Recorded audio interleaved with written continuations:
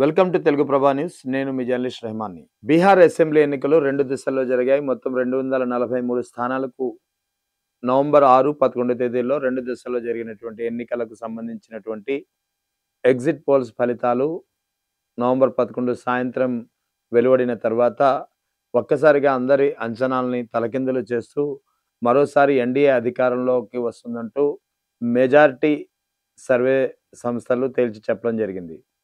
అయితే ఈ majority survey సంస్థలు వెలువరించినటువంటి ఫలితాలన్నీ సాయంత్రం ఆ రోజు సాయంత్రం అంటే నవంబర్ 11 తేదీన రెండో దశ పోలింగ్ జరిగిందో ఆ రోజు సాయంత్రం 6 గంటలకు వరకు పోలింగ్ జరిగితే దాదాపు 7, 8 గంటల వరకు ఇంకా చాలా పోలింగ్ బూత్ క్యూల లైన్లలో జనం వేచి ఉన్న పరిస్థితి. సో, అప్పటికి ఉన్నటువంటి పోలింగ్ శాతం 67% అయితే ఇంకా ఫైనల్ పోలింగ్ శాతం అన్నది ఇంకా రాలేదు. ఇప్పటికీ రాలేదు. ముఖ్యంగా వ స ఎగ్జిట్ పోల్స్ ఫలితాలు వెలువరించే నాటికి ఇంకా ఫైనల్ పోలింగ్ శాతం ఎంతనేది తేలలేదు. ఖచ్చితంగా అది 72-73% ఉండవచ్చనేది ఒక అంచనా ఉంది. ఈ క్రమంలో బీహార్‌లో ఎగ్జిట్ పోల్స్ ఏదైతే మేజర్ ఇవన్నీ ఉన్నాయో అన్నీ దాదాపు ఎన్‌డీఏకే పట్టం కట్టిన పరిస్థితి. కానీ అయితే 24 గంటలు గడవక ముందే అంటే నిన్న మరో దాదాపు 5 సంస్థలు తమ ఎగ్జిట్ పోల్స్‌ని వెలువరించాయి. ఇవి పూర్తిగా మహాగఠబంధన్‌కు పట్టం కడుతున్నాయి. సో, ఓవైపు మెజారిటీ సంస్థలు దాదాపు 8 సంస్థలు ఎన్‌డీఏకు పట్టం కడుతుంటే ఎగ్జిట్ పోల్స్‌లో మరో 5 సంస్థలు మాత్రం మహాగఠబంధన్‌దే విజయమని తేల్చి చెప్తున్న పరిస్థితి కనిపిస్తుంది.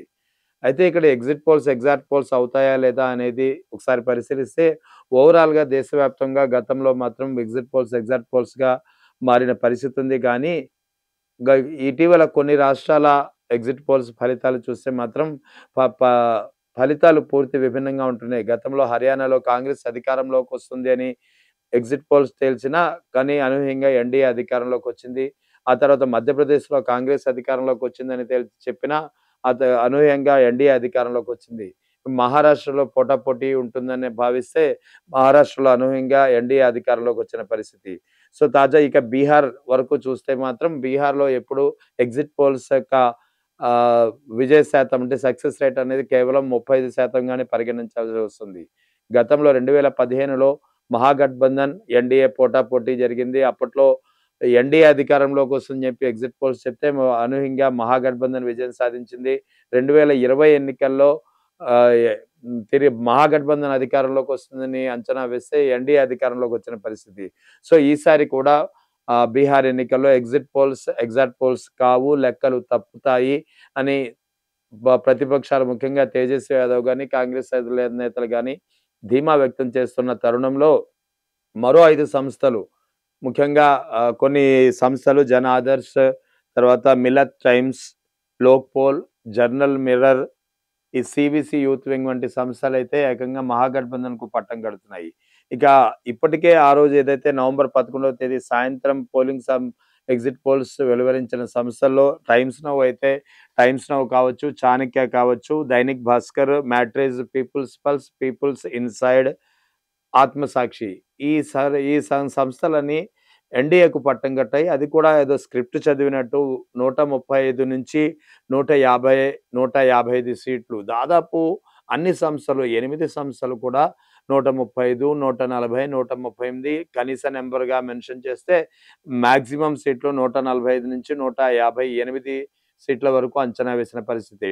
టైమ్స్ నౌ అయితే ఎన్‌డీఏకు 135 నుంచి 150 సీట్లు అంచనా వేసింది. ఇక మహాగఠబంధన్‌కు 88 నుంచి 103 సీట్లు. చాణక్య సంస్థ అయితే 140 నుంచి 147 సీట్లు ఎన్‌డీఏకు వస్తదని చెప్పి అంచనా వేస్తే మహాగఠబంధన్‌కు 86 నుంచి 92 సీట్లు. ఇక దైనిక్ భాస్కర్ అయితే 145 నుంచి 120 సీట్లు ఎన్‌డీఏకు, 73 నుంచి 91 సీట్లు మహాగఠబంధన్‌కు. మ్యాట్రిజ్, పీపుల్స్ పల్స్ అయితే 133 నుంచి 159 స్థానాలు ఎన్‌డీఏకు, 75 నుంచి 101 స్థానాలు మహాగఠబంధన్‌కు. పీపుల్స్ ఇన్సైడ్ సంస్థ అయితే 133 నుంచి 145 స్థానాల్ని ఎన్‌డీఏకు పట్టం కడితే 87 నుంచి 102 స్థానాలు మహాగఠబంధన్ కైవసం చేసుకుంటుందని అంచనా వేసింది. ఇక ఆత్మసాక్షి కూడా దాదాపు అదే విధంగా చెప్పింది. 126 నుంచి 130 స్థానాలు ఎన్‌డీఏకు, 106 నుంచి 110 స్థానాలు మహాగఠబంధన్‌కు. సో ఇది ఓవరాల్‌గా మహాగఠబంధన్ మరోసారి అధికారానికి కోల్పోతుంది. ఎన్‌డీఏ మరోసారి అధికారంలోకి రానుందని జెప్పి ఏదైతే ఈ 8 ఎగ్జిట్ పోల్స్‌కి సంబంధించినటువంటి ఫలితాలు వెలువడడంతోటి ఒక్కసారిగా మహాగఠబంధన్ ఏదైతే ఈసారి ఖచ్చితంగా విజయం సాధిస్తుంది. గత 20 ఏళ్లుగా నితీష్ కుమార్ ముఖ్యమంత్రి అభ్యర్థిత్వంతో కేవలం అధికారం కోసం పలు పార్టీలు ఇష్టం వచ్చినట్టు కూటమిలు మారిన ఆ పరిస్థితి చూసిన తరుణంలో నితీష్ కుమార్ పై సహజంగానే ప్రజల్లో ఒక వ్యతిరేకత రావడం.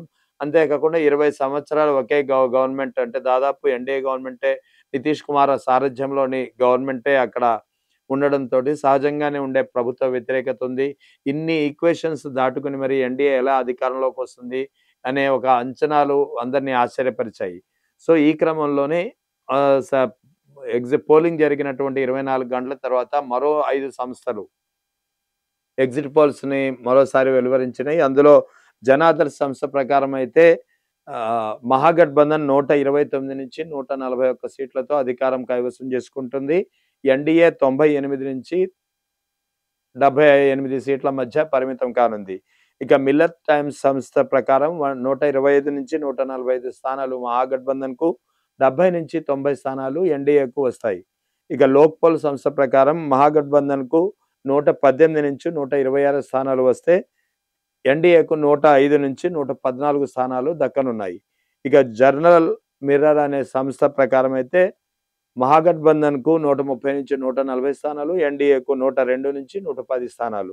ఇక సీవీసీ యూత్ వింగ్ ప్రకారం అయితే మహాగఠబంధన్ 124 నుంచి 134 స్థానాలు, ఇక ఎన్‌డీఏ అయితే 105 నుంచి 111 స్థానాలు గెలుచుకోనున్నాయి. ఇది ఓవరాల్‌గా 8 సంస్థలు పోలింగ్ జరిగిన రోజు సాయంత్రం 6 గంటల నుంచి 7 గంటల మధ్యలో, అంటే ఇంకా పోలింగ్ నడుస్తున్న క్రమంలో, ఇంకా పోలింగ్ శాతం పూర్తిగా తేలని క్రమంలో 8 సంస్థలు మా ఎన్‌డీఏకు పట్టం కడుతూ ఎగ్జిట్ పోల్స్ ఫలితాలను వెలువరిస్తే, 24 గంటల తర్వాత మరో 5 సంస్థలు మాత్రం మహాగఠబంధన్‌దే విజయం. ఖచ్చితంగా ఈసారి బీహార్‌లో ఎన్‌డీఏ అధికారం కోల్పోతుంది. నితీష్ కుమార్ ముఖ్యమంత్రిగా ఉండరు. ఇది ఖచ్చితంగా తేజస్వి యాదవే ముఖ్యమంత్రి అనేది మరో 5 సంస్థలు తేల్చిన పరిస్థితి. సో, ఓవరాల్‌గా ఇక్కడ ఏం జరుగుతోంది? బీహార్‌లో ఆహ్, ఎగ్జాక్ట్ పోల్స్ కాని పరిస్థితి గతంలో 2 ఎన్నికల్లో చూసాం. 2015లో, 2020లో.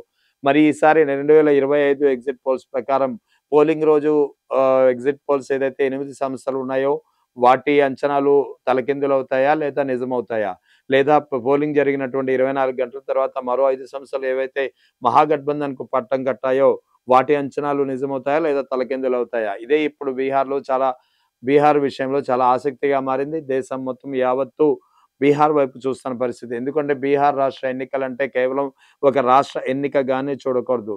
ఇది ఒక దేశంలో అత్యంత ఎక్కువ సంఖ్యలో హిందీ మాట్లాడే రాష్ట్రాల్లో ఒకటి. అంతేకాకుండా అతిపెద్ద రాష్ట్రం. యూపీ తర్వాత అతిపెద్ద రాష్ట్రం. బీహార్ యొక్క ప్రభావం చుట్టుపక్కల ఉన్నటువంటి యూపీపై, మధ్యప్రదేశ్‌పై, మహారాష్ట్రపై, హర్యానా వ అన్ని రాష్ట్రాలపై ఖచ్చితంగా బీహార్ ఎన్నికల ప్రభావం పడనుంది. ఎందుకంటే అదే సమయంలో బీహార్‌లో ప్రతిపక్షం, అధికార పక్షం 2 బలంగా ఉన్న పార్టీలు కూడా బీహార్‌లో ఉన్నాయి. బీహార్‌లో జాతీయ పార్టీ పరంగా చూస్తే బీజేపీ బలంగా ఉంది. కాంగ్రెస్ బలంగా ఉంది. ఇక ప్రాంతీయ పార్టీల పరంగా చూస్తే జేడీయూ బలంగా ఉంది. అటు ఆర్‌జేడీ బలంగా ఉంది.